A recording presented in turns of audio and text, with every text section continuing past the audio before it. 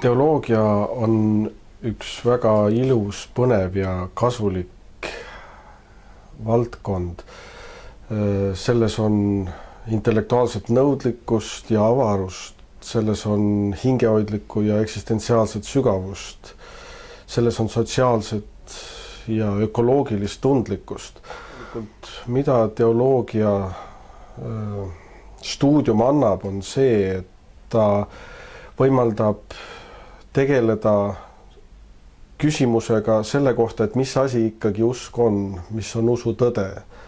Ühesõnaga usu identiteedi küsimus ja kriitiline küsimine selle tõe kohta ja siis iseenda ja maailma nägemine usu ja usu tõe, see tähendab Jumala, tema kohalolu ja toimimise valguses.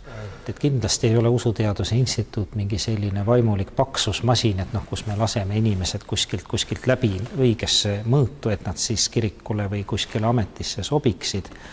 Aga tegelikult kõik need erinevad vormid, kas või need samad jumalateenistused, palvused, see pidev reflekteerimine teoloogiliste teemade üle, ma usun, et see muudab inimest.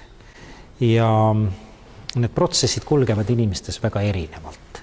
Teinekord ma olen seda päris praktiliselt kogenud, et inimene on jätnud oma õpingud 10, 15, 20 aastaks pooleli ja siis ta tuleb tagasi ja ütleb, et nüüd on see aeg, kus ma tahan kooli lõpetada ja võib-olla ka kirikus mingit ülesannet täita või isegi ordinatsiooni taotleda.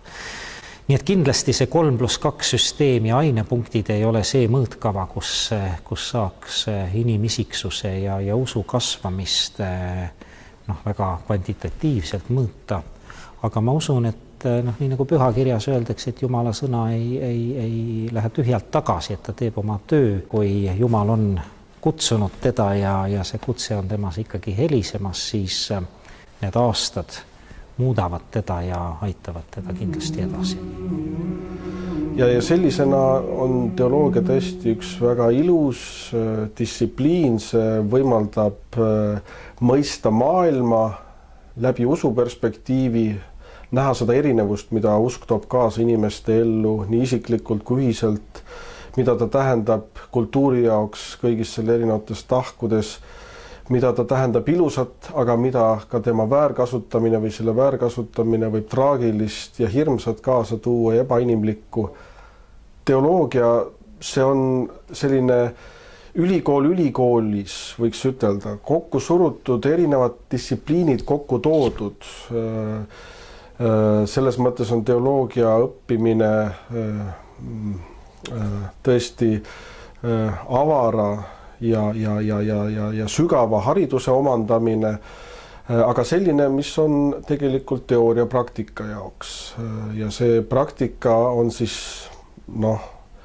elamine kristliku tegelikkuse mõistmise horisondil, elu koos Jumalaga ja loodetavasti ka, kui kristliku usu tõde on ka isiklikult evidentseks saanud, ilmseks saanud, kui osatakse seda mõista teoloogiliselt, ka sellest kõnelda, aru sellest anda, siis loodetavasti ka tegutsemine kiriklikes ametites, kindlasti kirikuõpetaja ametis, aga ka erinevates teistes ametites, kus teoloogiline haridus on kasuks. Nii et teoloogia õppimine on peaaegu et maailma kõige toredam ja kasulikum asi.